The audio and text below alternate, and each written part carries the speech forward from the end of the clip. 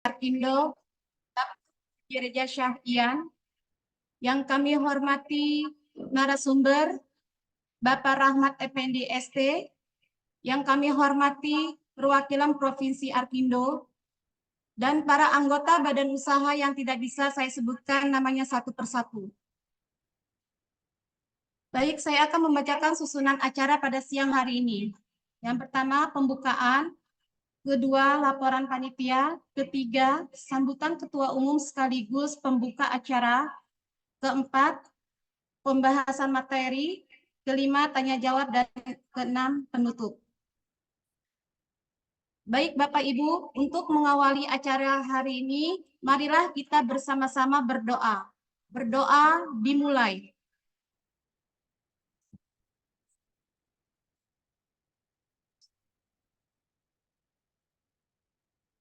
Berdoa selesai. Sebelum saya lanjutkan acara, kita foto dulu. Nyalakan kameranya ya Bapak Ibu.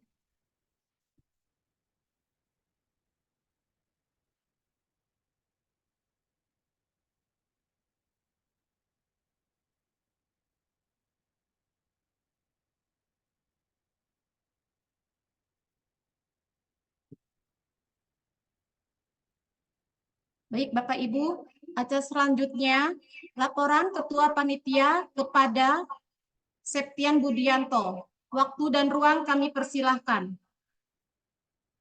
Terima kasih Mbak MC. Assalamualaikum warahmatullahi wabarakatuh. Pertama-tama marilah kita ucapkan puji syukur kehadiran Allah Subhanahu wa Ta'ala yang telah memberikan kesempatan dan kesehatan kepada kita, sehingga dengan nikmatnya kita telah dapat menghadiri acara FGD ini. Di samping itu juga kita ucapkan salawat dan salam kepada junjungan Nabi besar Muhammad SAW yang telah menyampaikan risalahnya kepada kita. Yang saya hormati Bapak Haji Reza Syah'ian, Ketua Umum Arkindo. Yang saya hormati Bapak Rahmat Effendi selaku narasumber. Yang saya hormati perwakilan Arkindo dari provinsi dan kabupaten serta anggota Arkindo seluruh Indonesia. Sebelumnya saya ucapkan terima kasih kepada Bapak dan Ibu yang telah hadir dan meluangkan waktu dalam acara pada hari ini, walaupun melalui Zoom meeting. Pada hari ini dalam rangka kegiatan FGD DPP Arkindo, kami selaku panitia penyelenggara acara ini akan mengusung tema yaitu utilitas jalan yang akan disampaikan oleh narasumber dan akan dilanjutkan dengan sesi tanya jawab oleh peserta dan anggota Arkindo yang akan dibawakan oleh moderator. Dan kami sampaikan juga bahwa yang hadir dalam FGD ini sekitar kurang lebih 32 orang peserta. Demikian laporan dari kami. Sekali lagi terima kasih dan saya mengucapkan mohon maaf bila ada kata-kata yang salah. Semoga kegiatan akan terlaksanakan berjalan dengan lancar. Akhir kata, wassalamualaikum warahmatullahi wabarakatuh. Waalaikumsalam warahmatullahi wabarakatuh. Baik, terima kasih kepada Bapak Septian Budianto. Baik Bapak Ibu, acara selanjutnya yaitu sambutan Ketua Umum sekaligus pembuka acara kepada Bapak Haji Reza Syah'ian. Waktu dan ruang kami persilahkan.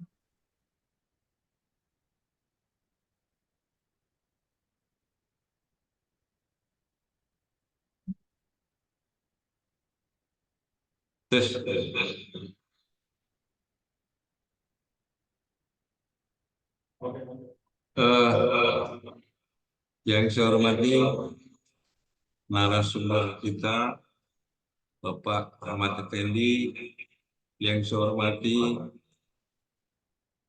teman-teman perwakilan seluruh Indonesia, Arkindo seluruh Indonesia, yang saya hormati badan usaha atau anggota Arkindo Indonesia, juga para undangan dan para peserta yang hadir pada Zoom meeting ini. Marilah. Assalamualaikum warahmatullahi wabarakatuh. Waalaikumsalam.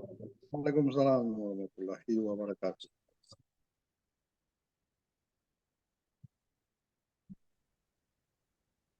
Pertama-tama, marilah kita panjatkan puji syukur kepada Allah Subhanahu wa Ta'ala,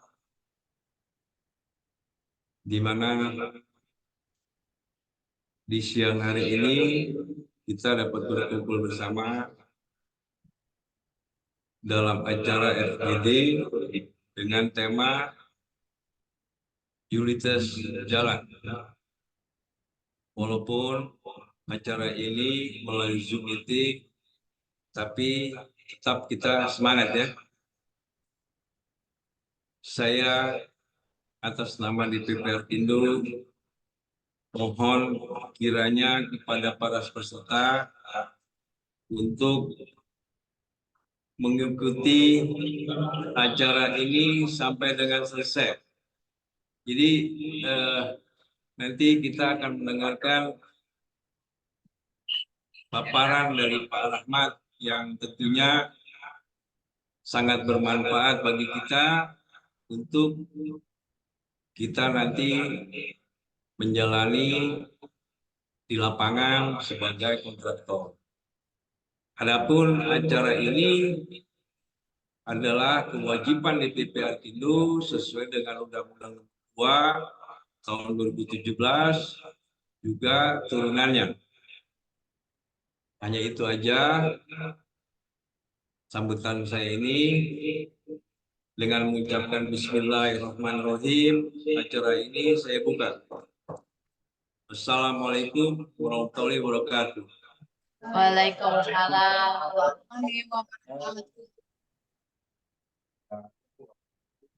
Ya, baik Bapak Ibu. Acara selanjutnya memasuki inti dengan materi utilitas jalan. Untuk itu saya serahkan acara ini kepada moderator kita Ibu Ambar. Waktu dan ruang kami persilahkan. Baik, terima kasih Bu Pipit. Assalamualaikum warahmatullahi wabarakatuh. Waalaikumsalam warahmatullahi wabarakatuh. Baik Bapak Ibu, saya Ambar, saya akan memimpin di sesi ini sebagai moderator.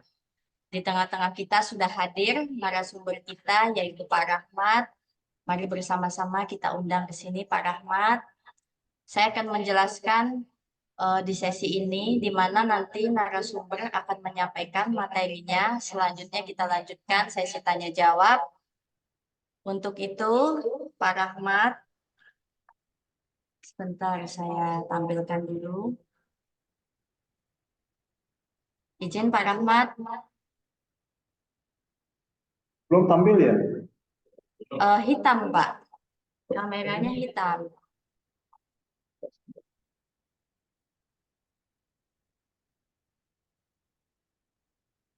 Atau Bapak memakai dua ini Pak, dua aplikasi Pak? Pakai Sudah. handphone ya? Oke. Ada? Oh sudah Pak. Sudah ya? Sudah. Untuk itu Bapak Ibu, kita mulai paparannya. Silahkan kepada narasumber kita Pak Rahmat untuk memulai Pak. Baik. Terima kasih atas waktu dan kesempatan yang diberikan pada host hari ini Ibu Ambar. Pertama-tama yang terhormat Bapak Reza Syahian selaku Ketua Umum Asosiasi Rekanan Kontraktor Indonesia beserta jajarannya di kantor pusat, dan yang terhormat jajaran pengurus daerah yang tergabung di dalam Arkindo, dan tentu para pelaku usaha konstruksi yang tergabung atau yang menjadi anggota Arkindo seluruh Indonesia. Seperti biasa, pertama saya perkenalkan diri, nama saya Rahmat Effendi, Kemudian saya juga adalah asesor kompetensi konstruksi BNSP, dan pada hari ini mendapatkan kesempatan dan kepercayaan untuk memaparkan pekerjaan sipil, terutama pekerjaan utilitas jalan. Dan mungkin informasinya juga tidak terlalu panjang lebar dan detail, dan diharapkan ada satu komunikasi atau diskusi nanti pada saat kita ada sesi tanya jawab dan atau diskusi. Baik, izinkan saya memulai utilitas jalan. Pedoman utilitas jalan mengacu kepada Undang-Undang Nomor 38 Tahun 2004 tentang Jalan, PP Nomor 34 Tahun 2006 tentang Jalan, Undang-Undang Nomor 22 Tahun 2009 tentang Lalu Lintas dan Angkutan Jalan, PP Nomor 43 Tahun 1993 tentang prasarana dan lalu lintas jalan, SNI 03-2850-1992 tentang tata cara pemasangan utilitas di jalan, PDT 12-203 tentang pedoman perambuan sementara untuk pekerjaan jalan, PDT 13 tahun 2004 tentang pedoman penempatan utilitas pada daerah milik jalan.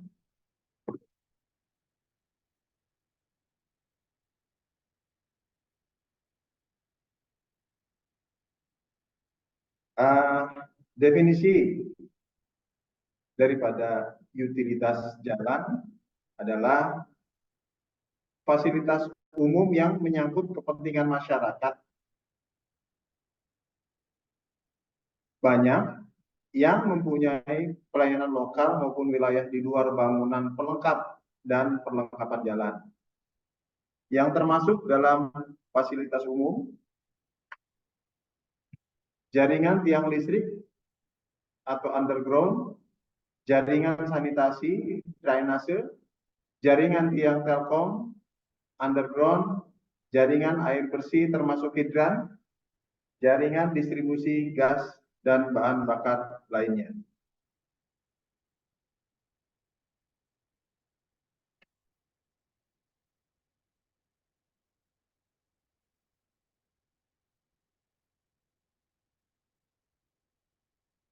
Sebelum ini Mbak Ahmad. Iya, Oh, ya. Pak. Oke. Ada bisa dibantu, Pak? Selanjutnya,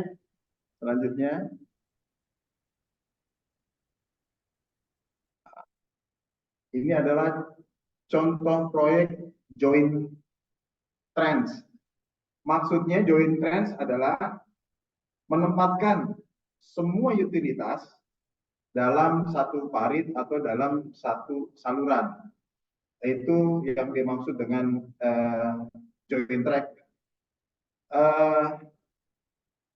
Biasanya penggaliannya dilakukan oleh alat mekanis, ekskavator, PC 300 kapasitas bucket 1,2 meter kubik, swing angle-nya 180 derajat, kondisinya 40-75%, faktor bucketnya produktivitasnya 0,317 menit.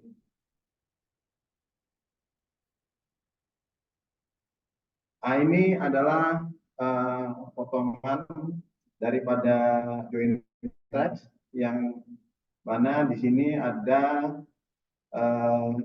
pipa kabel listrik yang mempunyai kapasitas yang tinggi, lalu kemudian ada yang secondary cable itu, kemudian ada juga kabel duct itu biasanya untuk air, dan di sini juga kalau ada telkom, kemudian apabila ada satu kawasan, biasanya kalau dulu ada parabola, biasanya ada jaringan parabola juga. Nah, ini adalah yang dimaksud dengan proyek joint trench. Jadi saluran yang menempatkan beberapa utilitas. Next, Mbak.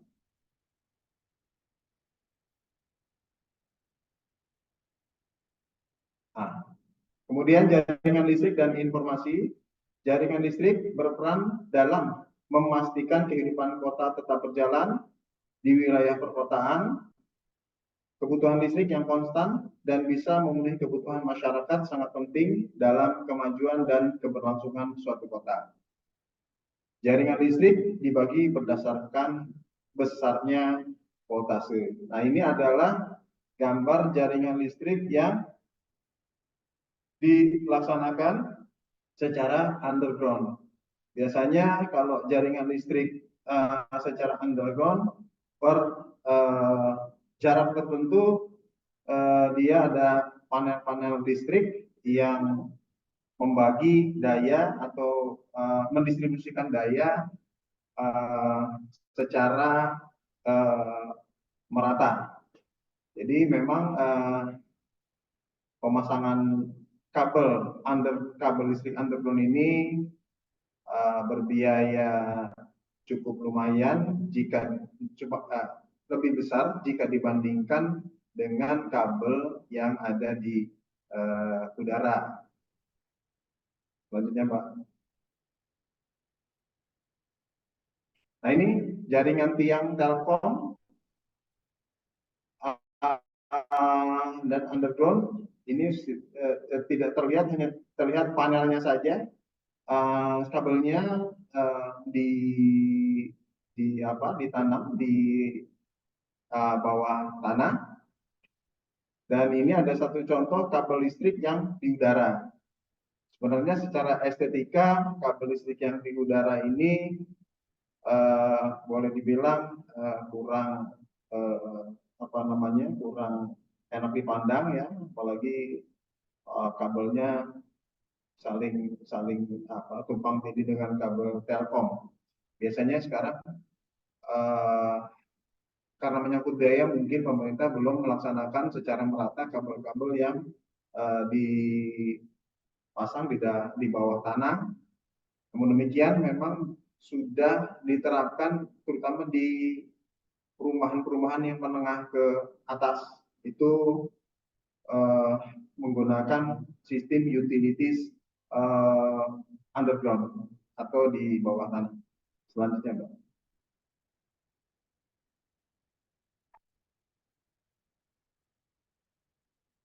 Drainase tertutup atau saluran tertutup sama juga saluran underground. Saluran yang termasuk dalam sistem drainase mikro adalah saluran di sepanjang sisi jalan, saluran atau selokan air hujan di sekitar bangunan, dan gorong-gorong di mana debit air yang ditampung tidak terlalu besar.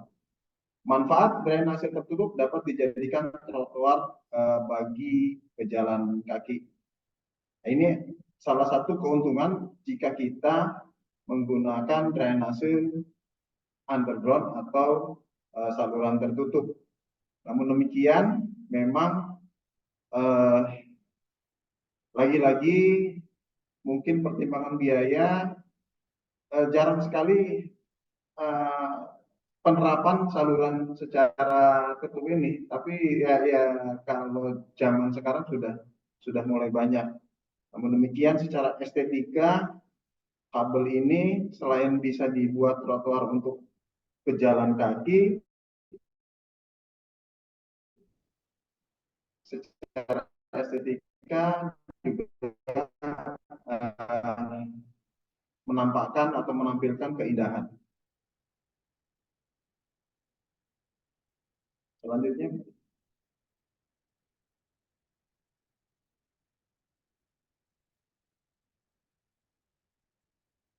Oh ya, saya tambahkan kembali ya, kenapa kok saluran underground menjadi mahal adalah ada biaya galiannya lebih daripada saluran yang terbuka. Yang kedua, saluran ini, bentar Mbak, oh ya, yang kedua saluran ini apa namanya,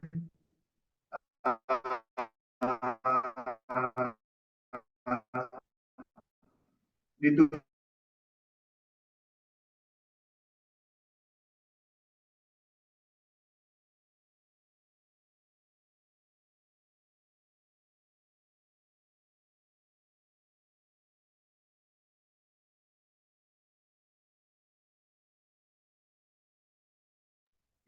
Ya mohon Bapak Ibu, mohon maaf ini narasumbernya keluar. Saya hubungin dulu ya. Mohon menunggu. Halo, ini Mbak, sinyalnya Mbak,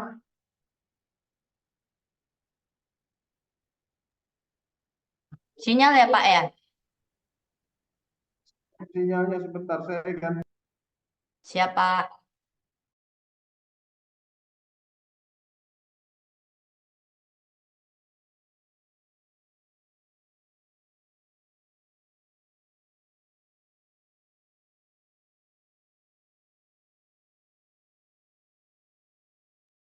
Mbak, apakah suara saya sudah dapat diterima? Sudah Pak, jelas Pak. Ya. Sudah, jelas. Ulangi, untuk saluran tertutup atau saluran underground memang biayanya lebih besar daripada saluran terbuka. Seperti yang saya sampaikan bahwa di sana ada galian tanahnya mesti lebih dalam, lalu kemudian ada penutupnya, lalu kemudian ditutup tanah juga di atas tutup saluran. Kemudian juga setiap jarak tertentu mesti ada box control untuk mengangkat kotoran-kotoran yang menjadi sumbatan saluran. Lalu kemudian harus ada outlet inlet dari jalan ke saluran menggunakan pipa, tidak bisa secara langsung karena elevasinya lebih rendah, jauh, ada beberapa jarak dari jalan, tidak bisa kita langsung kita buang ke saluran yang seperti saluran terbuka. Lalu kemudian drainase terbuka atau aliran tersier atau sekunder. Saluran tersier merupakan saluran untuk mengalirkan limbah rumah tangga ke saluran sekunder. Umumnya saluran tersier ini adalah pada saluran kiri kanan jalan di perumahan. Biasanya juga kita sebut saluran lingkungan ya, sebelum masuk ke dalam saluran sekunder.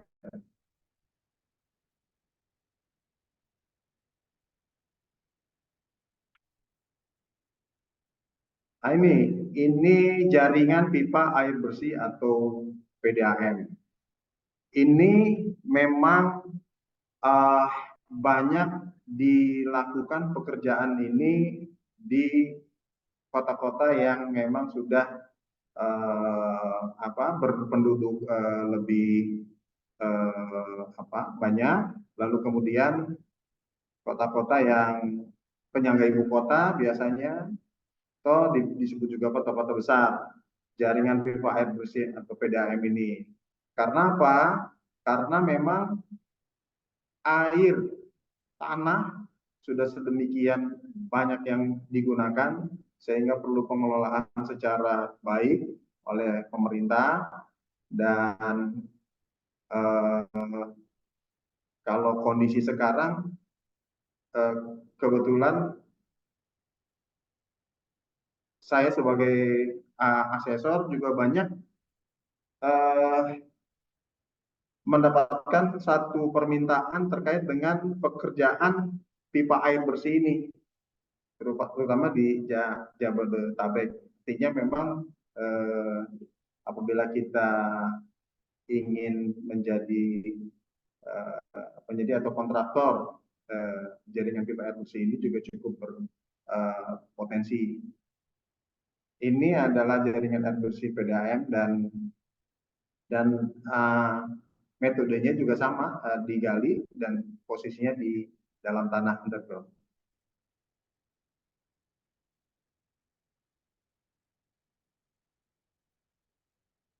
Nah, ini jaringan pipa air PDAM, crossing yang ada di sungai.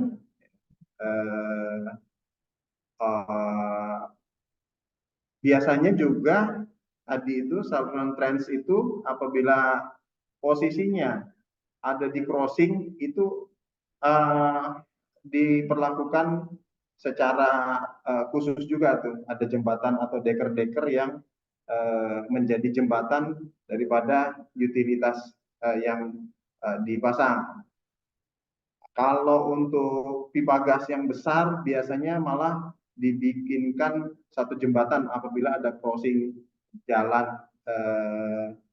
di jaringan pipa gas itu.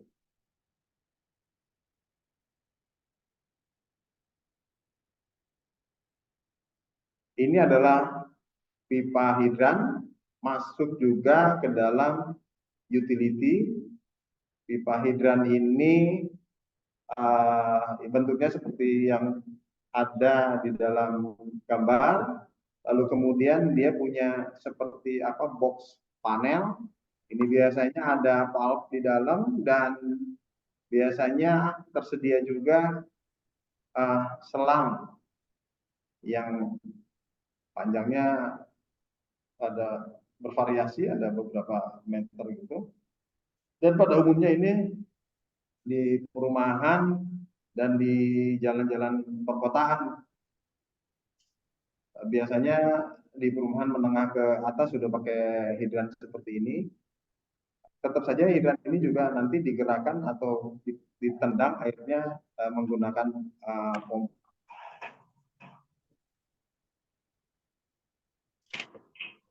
Nah, ini adalah tampilan trotoar yang utilitasnya underground. Jadi tidak nampak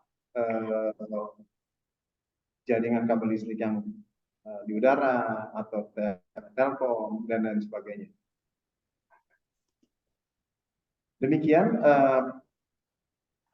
pemaparan terkait dengan utilitas dan beberapa jenis utilitas yang memang masuk ke dalam penyediaan jasa konstruksi yang masuk kategori BS, itu bangunan sipil. Demikian, mohon maaf kurang lebihnya dan saya kembalikan kepada moderator atau host, dan untuk kita lanjutkan ke diskusi terkait dengan utilitas jalan ini. Terima kasih. Baik, terima kasih. Baik Bapak Ibu, kita masuk ke sesi tanya jawab. Dipersilahkan kepada para peserta untuk bertanya kepada narasumber. Ya, saya ingin bertanya. Boleh, saya ingin bertanya. Silakan Bapak. Assalamualaikum warahmatullahi wabarakatuh. Saya Waalaikumsalam. nama Nursiwan. Wabarakatuh. Ya, saya nama Nursiwan. Kebetulan ada membantu di DPP Arkindo. Jadi yang saya ingin tanyakan atau mungkin memberikan masukan juga, bahwa utilitas ini memang sangat perlu. Karena apa yang dibangun, yang dibuat sekarang itu kan banyakkan kabel-kabel di atas. Jadi untuk kompleks-kompleks sudah menengah ke atas, nah itu dibangun jadi satu di bawah dengan unit biasanya. Nah, tetapi kabel-kabel tegangan tinggi atau katakanlah tegangan menengah 15 sampai 20 kVA itu juga dibuat di sana. Jadi harus benar-benar isolator sehingga tidak menyetruk. Nah, hal-hal ini juga terkait dengan perencanaan tata air dari suatu wilayah di mana ada kaitannya antara katakanlah dari sungai yang terbesar ya, parit induk, parit primer, parit sekunder, tersier, dan kemudian ke riol-riol kota yang kita lihat. Jadi air-air yang kita tadi itu harus kita salurkan ke riol kota. Di mana riol kota itu ada standar baku mutunya, POOD, BOD, dan lain sebagainya. Nah, ada lagi kekurangannya ini ya, saya sendiri pernah itu celaka, itu tebal betonnya itu kurang, kadang mutunya kurang, ya, mutunya kurang. Itu kan hanya 12 cm, ya itu kalau saran saya sih paling tidak 15 cm dengan force konkrit itu sekitar 300 atau 350, sehingga itu kalau orang menginjak atau mobil masuk ke sana tidak terjadi kecelakaan. Ya, kecelakaan sehingga berakibat orang jatuh atau terkena setrum dan lain sebagainya. Nah, itu tadi disebutkan juga harus ada manhole-nya pada jarak-jarak tertentu untuk membersihkan daripada utilitas. Jadi saya sangat pendapat juga apa yang Bapak sampaikan di utilitas ini agar kita juga lebih teliti ke depannya. Jadi pertanyaan saya adalah begini Pak, bagaimana kalau minimal setidak-tidaknya 15 atau idealnya 17 cm tebal dari tutup dari unitnya itu. Itu yang saya lihat selama saya mengerjakan pekerjaan-pekerjaan di lapangan. Terima kasih, itu saja pertanyaan saya dan apa yang saya sampaikan kurang lebihnya saya mohon maaf. Maklumlah tada gading yang tarta, umur baru setahun jagung, darah baru tabuk pinang pengetahuan sebesar biji bayam. Sekian, wassalamualaikum warahmatullahi wabarakatuh. Waalaikumsalam warahmatullahi wabarakatuh. Pak pantunnya. Saya sekali mendengar pantun itu pantun yang mendengarkan itu Pak. Baik, terima kasih Pak atas masukannya. Memang utilitas ini, utamanya utilitas underground itu perlu perhitungan yang sangat amat cermat, sehingga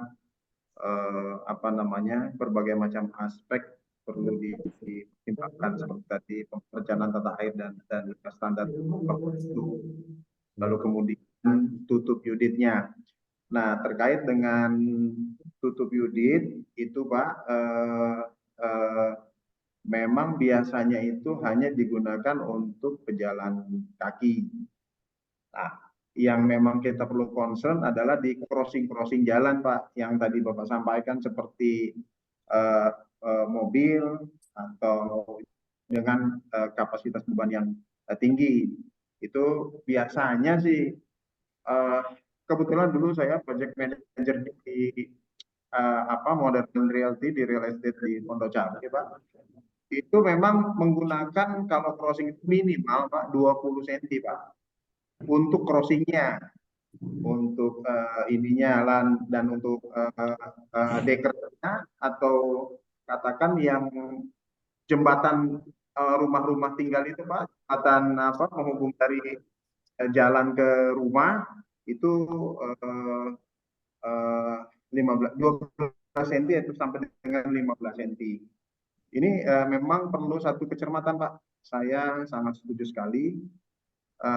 Cuman saya memang belum masif diterapkan karena kemungkinan berbiaya tinggi. Demikian Pak. Terima kasih pantunnya Pak. Ya baik Pak. Izin Baik, bertanya, Bu Ambar. Dari Jawa Tengah. Bu Ambar, Pak, izin bertanya. Pak. Ya, Jawa Tengah, baik. Jawa Tengah. Saya mau tanyakan ini Pak ya. Di dalam satu pekerjaan itu kan ada terkait dengan pekerjaan yang lain ya, kayak listrik ya dan sebagainya ya. Nah, ini kan ada dalam bentuk satu laporan ya Pak ya.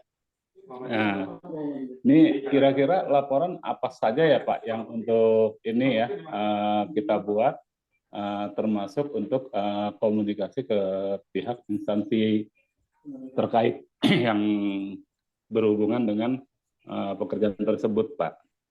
Itu saja sih yang saya tanyakan. Terima kasih. Assalamualaikum warahmatullahi wabarakatuh. Waalaikumsalam. Waalaikumsalam warahmatullahi wabarakatuh. Iya Pak, terkait dengan laporan atas pekerjaan utilitas itu sama seperti laporan-laporan yang yang dilakukan seperti biasa-biasanya gitu Pak ya. Namun demikian, apabila seperti saya sampaikan tadi, saya ada satu project manager di tahun 90 ya, sebelum Krismon.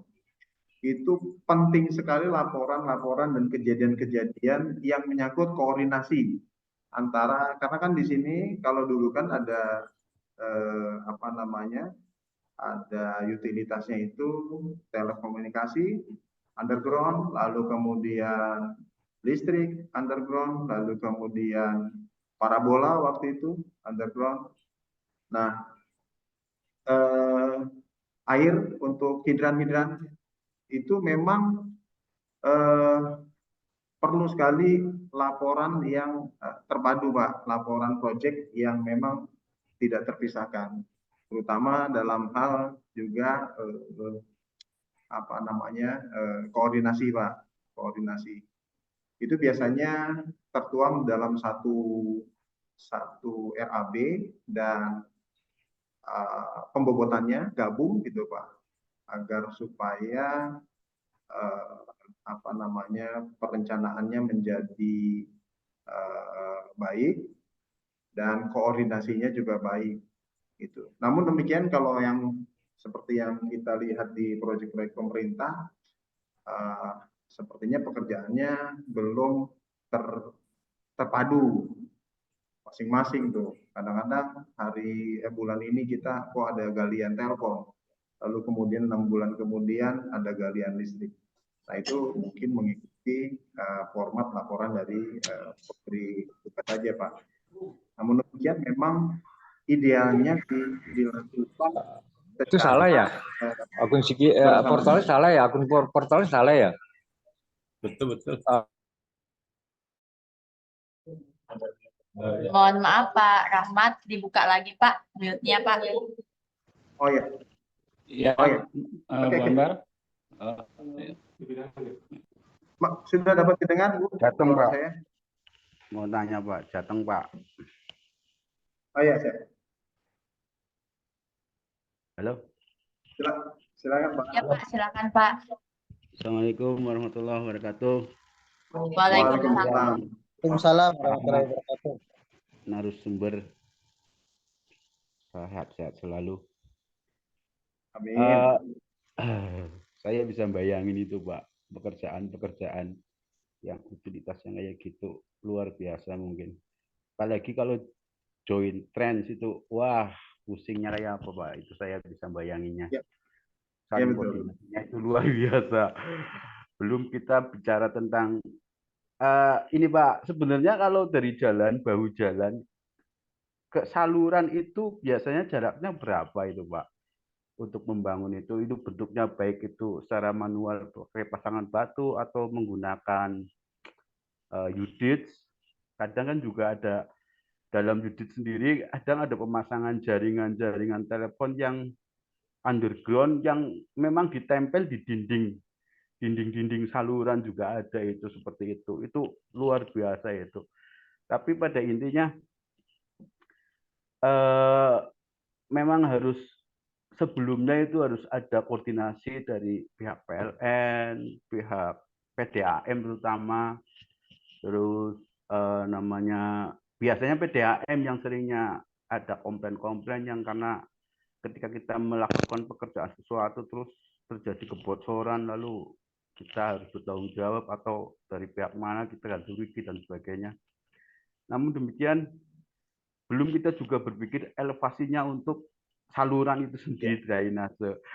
Itu luar biasa. Saya bisa bayanginnya kalau memang join trend itu kayak apa pusingnya ya, Pak.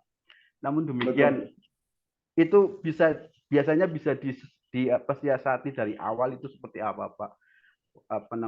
Dari permulaannya biasanya kan memang pembuatan jalannya dulu, kadang juga kita koordinasi dengan warga setempat melalui ketua RW atau Pak Lurahnya di sana.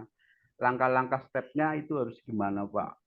Dari pemulai pekerjaan jalan dan saluran, atau ada yang bisa dikerjakan secara bersamaan gitu, Pak. Makasih, Pak. Matur nuwun pencerahannya. Assalamualaikum warahmatullahi wabarakatuh. Waalaikumsalam warahmatullahi wabarakatuh.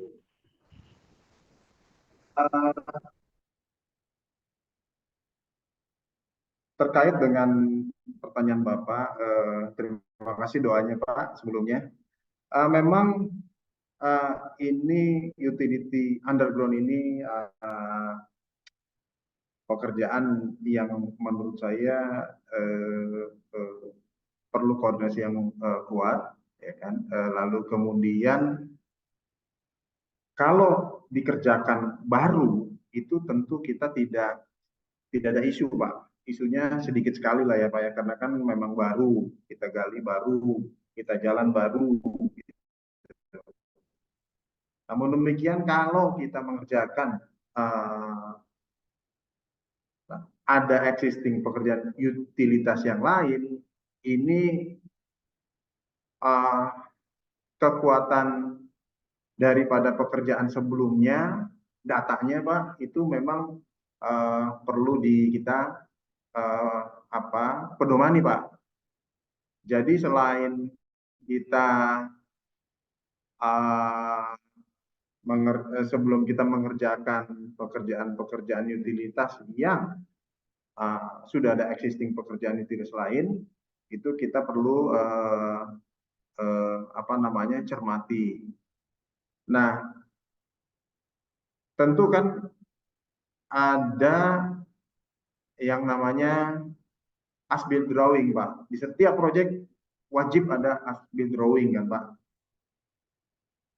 Menjawab pertanyaan bagaimana caranya mengurangi katakan kerumitan ini, ya paling tidak kita harus mendapatkan satu gambar drawing pada saat kita berkoordinasi. Kalau kita di pemerintah mungkin kan akan melibatkan beberapa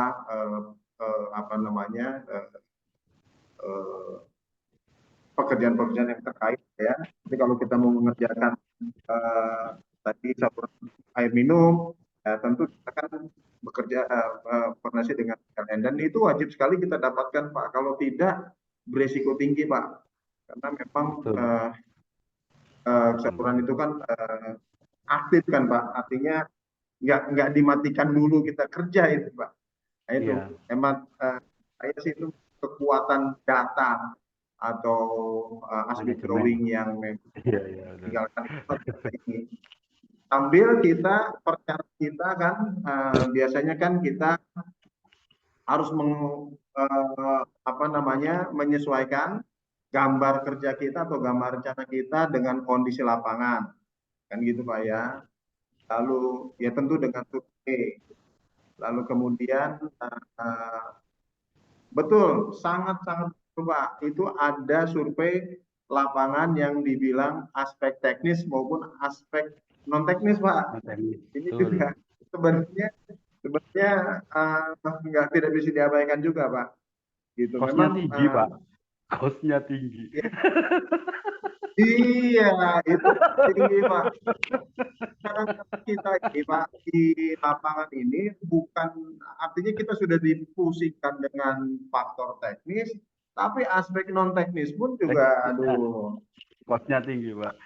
Iya, apalagi ya kita tahu lah di ya Indonesia ini kan ini sekali kental sekali dengan LSM dan seterusnya. Itu yang agak yang jadi ribet. Banyak juga di kita ada yang melihat pekerjaan utility ini sebagai peluang karena sedikit peminat, tapi juga ada yang menghindar Pak, karena itu tadi biaya tinggi non teknis. Kadang ragu-ragu Pak, mau apalagi di sekitar perkotaan lah, lingkungan perkotaan itu. Iya. Iya, ini diskusi aja ya Pak. Iya Pak, betul. Iya. Kalau biasanya kalau saya dulu yang itu kan di klaster-klaster kan Pak, di perumahan-perumahan yang menengah ke atas gitu, yang bisa kita protek dengan katakanlah keamanan, sistem keamanan kita ya. Gitu. Dan terkait dengan berapa sih jalan ke saluran itu kan biasanya di dalam perencanaan ada BRM Pak, biasanya di A sih Pak itu, di A, lalu kemudian apabila ada utility kan di sampingnya Pak ya, itu di sampingnya itu sesungguhnya itu kan pelapaknya itu kan pasir Pak, sand kan gitu. tidak ada yang menempel ke saluran itu biasanya untuk keamanan. Dan kalau yang saya lakukan sih tentu dibatasi dengan tanah. Iya. Iya, kadang sudah ditentukan jaraknya, ukurannya, tapi kadang bertemu dengan yang mempunyai rumah atau sebuah lahan yang memang harusnya dibangun di titik itu, tapi karena yang mempunyai lahan atau yang berketepatan dengan penggalian saluran itu jadi ribut dan sebagainya, akhirnya kita harus menggeser, sementara keamanan dari jalan, bahu jalan ke saluran itu kan ada titik biar saluran itu tidak cepat rusak, Pak, karena ada tekanan dari beban kendaraan yang berat, kan kadang itu juga mempengaruhi itu ketebalan dari berem itu sendiri. Itu kita kan kadang harus mengestimasi di lapangan untuk bisa mengambil titik pasnya di mana, kan seperti itu kadang, Pak. Di samping itu juga kita mindsetnya juga kadang mindsetnya menghindari, meminimalisir asbil drawing lah. Soalnya kalau kebanyakan asbil drawing, perubahannya jadi banyak. Koordinasinya banyak. Pusing, Pak. Iya. Belum nanti ngurus tagihannya juga. Mau ngambil gambar aja ini Pak ya, ngambil gambar aja aduh susah juga ya Pak. Betul. memang jadi handicap kita Pak itu makanya yang belum lagi ada yang mohon maaf Pak ya, ada juga yang terkadang warga atau masyarakat bangun overlap Pak, jadi batas tanahnya di sini ya bangun agak ke depan dikit apanya lah gitu buat bikin parkir apa segala macam, itu kan jadi problematika tuh Pak. Belum tadi bicara ketebalan itu Pak tadi Pak, ketebalan jalan untuk itu padang pun saya ditambahi katakan nggak Pak underground ya Pak, lalu kemudian kita menuju memotong karpot daripada rumah penduduk, kan mesti kita kembali itu juga kan kos juga. Betul. Memang kosnya tinggi lah Pak. Pokoknya kosnya tinggi, non tenisnya. Maka memang nggak jarang sih Pak ya. Mungkin saya sih nggak tahu ya. Ada beberapa belakangan ini saya dapat ini sih apa namanya permohonan uji kompetensi terkait dengan pekerjaan saluran air. Pelaksananya maupun manajer lapangannya Pak. Ya mudah-mudahan sih kita bisa inilah Pak. Tadi yang non teknis itu bisa kita bisa dikikis dan kita bekerja sebagai kontraktor. Tentunya kan kita juga ingin eksis kan gitu ya Pak ya. Bisa kita coba minimalisir lah gitu. Sedikit curcol ini Pak. Sedikit curcol lah. Teorinya sih gampang Pak, gali lu tinggal gelar gitu ya Pak ya. Pas prakteknya itu yang pusing. Teknisnya itu yang agak susah ya. Betul. Gitu Pak, matur nuwun penjelasannya, pencerahannya, diskusinya. Assalamualaikum warahmatullahi wabarakatuh. Waalaikumsalam. Ini saya tambahan saya sedikit nih. Saya itu bekerja di bidang konstruksi udah lebih dari 40 tahun, tetapi setiap konstruksi selalu ada pertamanya for tender, for con, kemudian soft drawing, terus as-built drawing. Di semua proyek saya selalu buat as-built drawing. Tapi kalau ngerjain proyek, saya nggak pernah namanya ada as-built drawing, Pak. Itu yang saya heran sampai sekarang. Tidak pernah, Pak. Dan saya pernah juga pengalaman itu jembatan yang diresmikan Pak Jokowi, LRT, MRT yang di Duku Atas, itu kan adikarya kontraktor sama waskita. Itu saya tim leadernya, Pak. Nah, itu benar-benar rumit, Pak. Karena Bapak yang sampaikan tadi itu di ring 1 ada kabel gas, kabel telepon, kabel macam-macam, kabel rahasia. Wah, itu tapi saya pindahin. Akhirnya saya kalian struktur deh, Pak. Skill cap-nya saya turunin.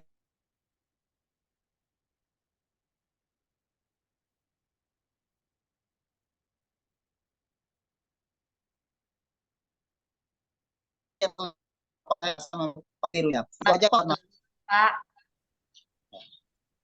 Waalaikumsalam warahmatullahi wabarakatuh.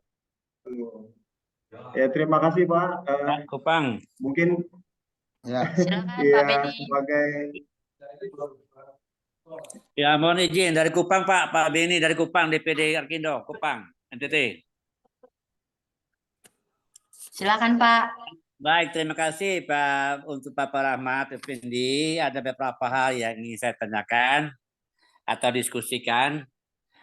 Yang pertama masih terkait juga dengan yang tadi dibahas tadi tentang utilitas jalan, yaitu pada umumnya itu pekerjaan jalan, apalagi di dalam kota, sering terganggu dengan pekerjaan pipa, jaringan pipa, PLN, Telkom, dan lain-lain.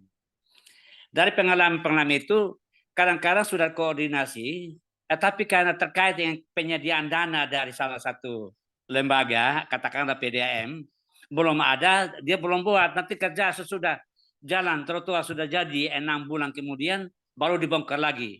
Sesudah 6 bulan lagi dibongkar lagi oleh pihak PDAM dan PAM dan Telkom dan lain-lain. Mungkin momen lewat forum ini, apakah tidak ada rekomendasi ataukah regulasi apa kepada pemerintah supaya itu disatukan, supaya ada kerjasama yang bagus. Karena di daerah itu dengan adanya otonomi itu kadang-kadang lebih leluasa dan sangat mempengaruhi sekali Pak pembangunan di dalam kota. Itulah yang menjadi saran saya demikian Pak. Mungkin kalau ada peluangkah, apakah perlu ada rekomendasi dari kita semacam ini kepada pemerintah, selama ini PUPR atau bagaimana? Mungkin ini yang saya sarankan Pak. Saya mintakan penjelasan itu. Itu Pak, pertama Pak. Yang kedua mungkin saya mohon penjelasan dulu Pak. Bagaimana ini maksud bangunan pelengkap sistem distribusi itu Pak? Apakah mungkin bisa kasih sedikit pemahaman karena kita kadang-kadang ini dengar ini kalimat ini juga pekerjaan ini juga sangat-sangat mempengaruhi juga Pak. Jadi mungkin itu yang mohon penjelasan Pak. Terima kasih Pak. Selamat siang. Selamat siang. Baik, Pak Beni, terkait dengan apa namanya rekomendasi Pak, mungkin kita bergantung atau berharap kepada Ketua Umum atau DPP Pak. Berharapnya seperti ini, ulasan ini dijadikan satu resume, dijadikan satu apa namanya masukan untuk khususnya para pemangku-pemangku yang memiliki kepentingan Pak, dan memang tidak dirasakan di daerah Pak Beni saja, di NTT Pak banyak sekali ya terpasang pekerjaan itu. Tinggal lagi memang ketegasan daripada dan sekarang pun memang asosiasi juga kalau boleh dibilang juga jarang dilibatkan juga Pak. Ini juga menjadi PR buat kita bersama Pak. Bagaimana caranya kita bisa berkontribusi terkait dengan tata kelola pekerjaan konstruksi ini Pak. Iya ya. Memang disuarakan melalui asosiasi ini Pak terkait dengan apa namanya tumpang tindih pelaksanaan pekerjaan tadi, lalu kemudian bisa master plan-nya lah secara keseluruhan. Ya, terkait dengan bangunan sistem distribusi, mungkin itu kalau masih ditangani oleh ini Pak, ditangani oleh pemerintah. Salah satu contoh begini, saya waktu menjadi satu katakan leader di satu proyek perumahan, bikin satu bangunan sistem distribusi Pak. Jadi di situ ada water apa namanya water itu penampungan airnya, lalu kemudian di situ ada loket pembayarannya, lalu di situ ada hidropor pompa pendorong. Waktu itu memang bangunan sistem distribusi di perumahan Pak, di salah satu perumahan real estate di Jakarta. Nah, pola kerjasamanya pola hibah Pak. Setelah nanti ada untung, tetap dikembalikan kepada PDAM atau pemerintah. Jadi secara perusahaan yang sifatnya private company atau di luar perusahaan pemerintah, sepertinya bangunan distribusi ini tidak ini Pak, tidak ada kita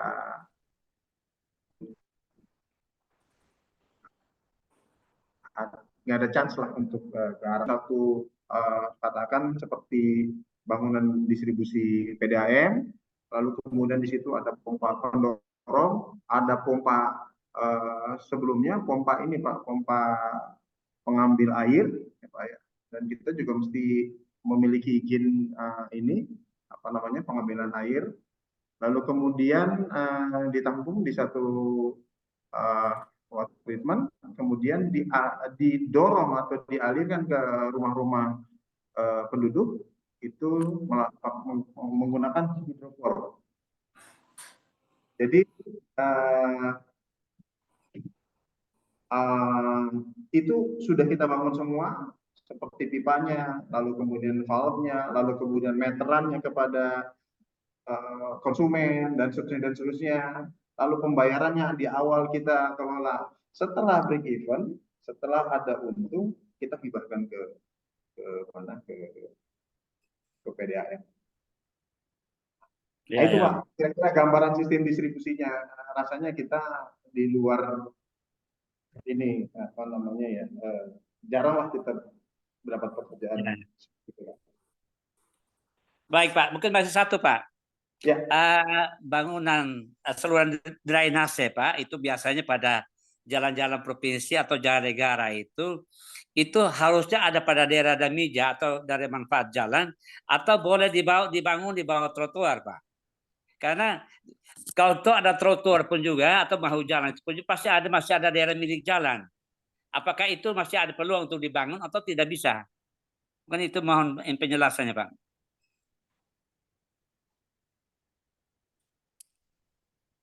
Maaf Pak Beni, tolong diulangi Pak, izin. Ya, saluran drainase. Ya, saluran drainase itu apakah kalau dibangun itu karena kondisi daerahnya mungkin kondisi setempat bisa dibangun di bawah trotoar, ataukah harus di daerah milik jalan? Nah, itu karena kalau toh dibangun di trotoar pun kan masih ada daerah milik jalan Pak, di sampingnya lagi berapa meter lagi. Itu yang menjadi mohon penjelasan, karena ada yang kadang-kadang pemikiran di sini juga berbeda juga Pak. Padahalnya kalau saya tidak salah itu di undang-undang jalan itu mungkin sudah jelaskan, tapi mungkin itu yang mohon pengertian penjelasan tambah Pak. Makasih.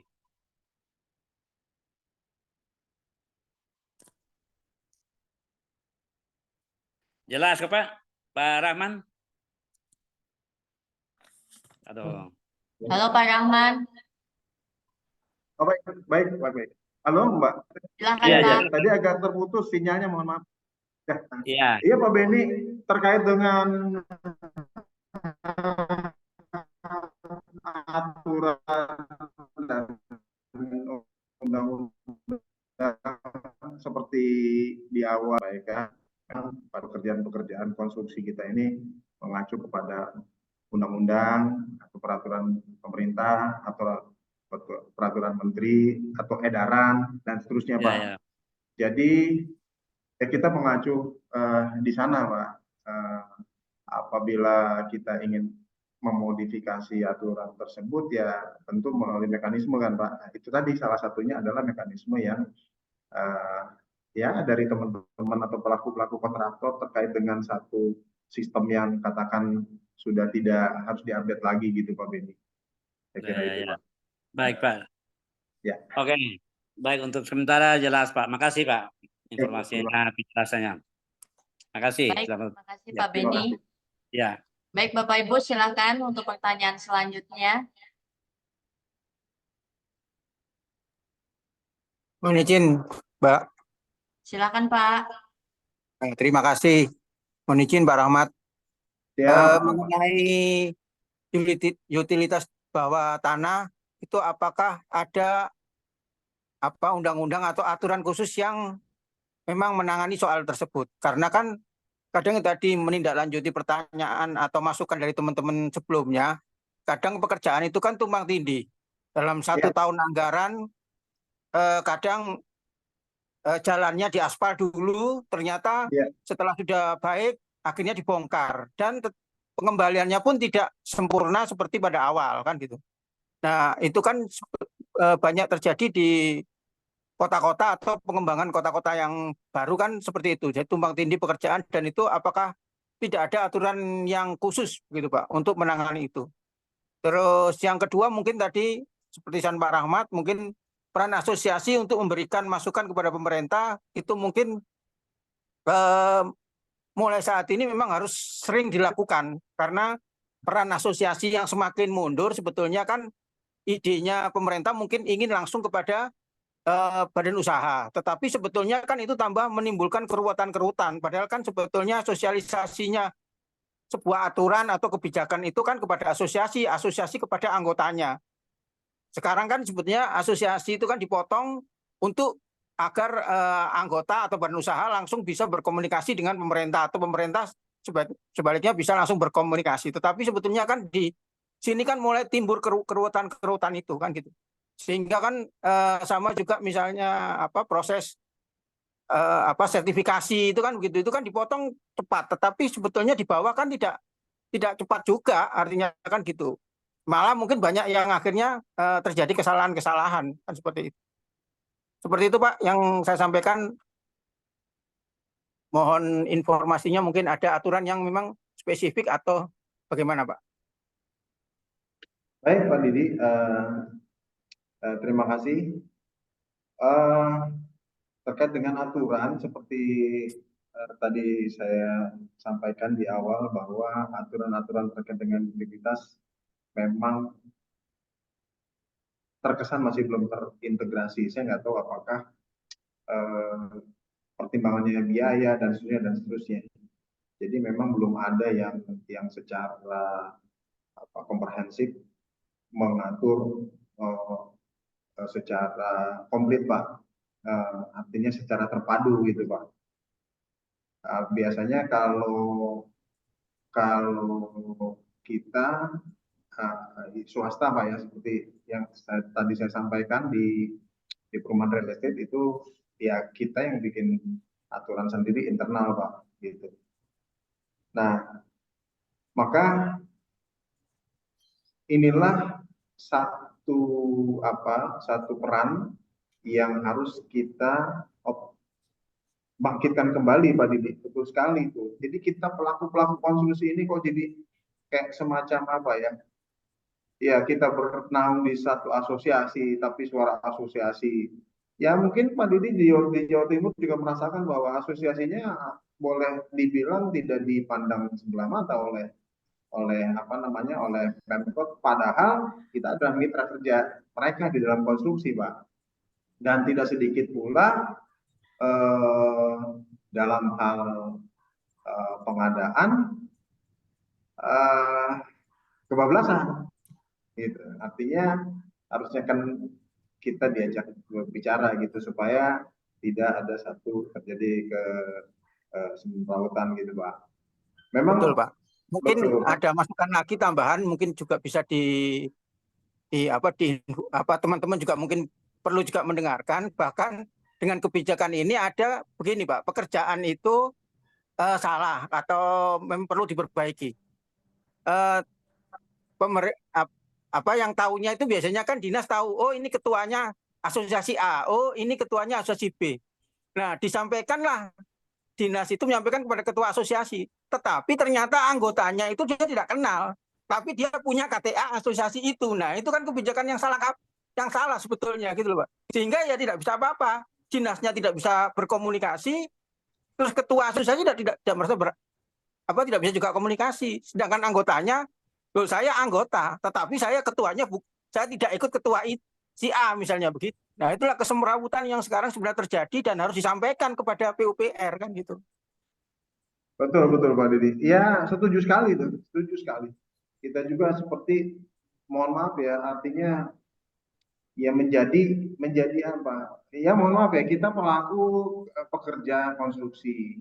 Kok menjadi penonton dikatakan kalau kita asosiasi di daerah tertentu ya kita menjadi penonton di situ. Sementara apa namanya pekerjaan-pekerjaan banyak. Nah ini juga kan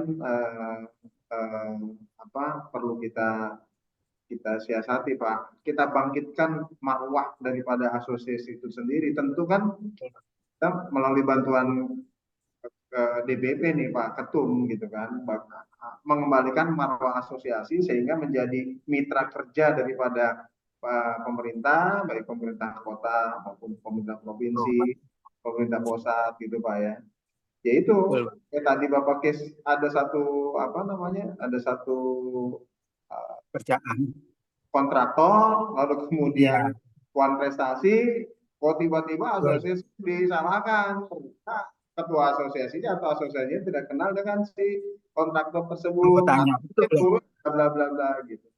Makanya saya secara pribadi menyambut baik forum ini, Pak, karena ini kan forum silaturahmi, sebetulnya kan bukan. Kita kan semuanya pelaku konstruksi, Pak, gitu kan. Yep. Artinya kita apakah ada ilmu-ilmu yang terbarukan atau kondisi-kondisi lapangan yang terbarukan, lalu kemudian kita sesuaikan dengan juga kearifan lokal dan seterusnya. Ya terkait dengan keluhan kan kita juga bisa ungkapkan di sini Pak. Ini kan media kita untuk dibawa oleh katakan asosiasi yang memang mempunyai kapasitas itu. Gitu Pak Didi ya. Memang saya setuju. Terima kasih Pak Rahmat. Terima kasih Pak Didi. Salam sehat selalu. Baik, terima kasih Pak Didi. Baik, Bapak Ibu, apakah masih ada pertanyaan? Sumatera Barat, izin. Oh, silakan Pak. Nah, terima kasih Bu Moderator. Assalamualaikum warahmatullahi wabarakatuh. Waalaikumsalam warahmatullahi wabarakatuh. Pak Didi, saya ingin menanyakan berapa lebar untuk ruang milik jalan yang terkait dengan utility jalan ini. Untuk jalan bebas, jalan raya, jalan sedang, jalan kecil sesuai dengan peraturan atau perundang-undangan yang berlaku, Pak. Sekian itu aja, Pak. Terima kasih. Terima kasih Bapak dari Sumbar, Pak. Terkait dengan policy atau katakan ukuran dan standarisasi dan seterusnya, Bapak bisa googling Pak di ini Pak, di apa namanya di undang-undang yang atau peraturan pemerintah yang tadi sudah kami sampaikan, mungkin bisa dideliver ke Mbak Ambar terkait dengan ini ya Pak ya, biar lebih nyaman lagi Pak. Dan ini apa namanya itunya aja, biarkan kita bisa googling sama-sama tuh Pak. Saya juga based on googling sih Pak, ketika kita mendapat jabatan. Saya kan asesor Pak, ketika saya mendapat jabatan ini saya lihat jabkernya, lalu kemudian saya lihat peraturan pemerintahnya supaya tidak menabrak rambu-rambu Pak. Baik Pak, makasih Pak. Terima kasih Pak. Baik, terima kasih Pak Iwan. Baik Bapak Ibu, saya rasa saya tutup sesi pertanyaan di diskusi ini. Saya mengucapkan terima kasih kepada narasumber kita, Pak Rahmat Effendi. Dan terima kasih kepada seluruh peserta atas partisipasinya. Baik, saya tutup, saya ucapkan terima kasih. Saya kembalikan kepada Ibu Pipit untuk melanjutkan acara. Assalamualaikum warahmatullahi wabarakatuh. Waalaikumsalam warahmatullahi wabarakatuh. Baik, terima kasih kepada moderator kita, Ibu Ambar. Baik, Bapak Ibu, terima kasih. Acara selanjutnya yaitu penutupan. Kepada Bapak Haji Raja Saian, waktu dan uang kami persilahkan. Terima kasih kepada MC. Mari, pertama-tama saya sangat apresiasi sekali kepada teman-teman yang hadir di acara ini, telah mengikuti acara ini dengan pertanyaan-pertanyaan yang bagus untuk kita, juga atas nama Dewan Pimpinan Pusat, saya serta teman-teman panitia dalam kesempatan ini meminta maaf apabila tadi ada kesalahan atau gangguan dalam acara ini. Dan nanti ada beberapa kali lagi acara FGD ini. Saya harap teman-teman kiranya bisa terus. Dengan mengucapkan alhamdulillah, acara ini saya tutup. Assalamualaikum warahmatullahi wabarakatuh. Waalaikumsalam warahmatullahi wabarakatuh. Terima kasih Pak. Baik, Bapak Ibu, rangkaian acara sudah kita lalui bersama. Saya mengucapkan terima kasih kepada panitia penyelenggara FGD ini. Terima kasih kepada Bapak narasumber kita, Bapak Rahmat Effendi ST. Dan terima kasih kepada para peserta yang sudah hadir. Dan saya mohon maaf bila ada salah-salah kata. Akhir kata, saya ucapkan terima kasih. Wabillahi taufiq wal hidayah. Wassalamualaikum warahmatullahi wabarakatuh. Waalaikumsalam. Baik, Bapak Ibu, mohon maaf untuk yang belum absen, mohon isi absennya ya.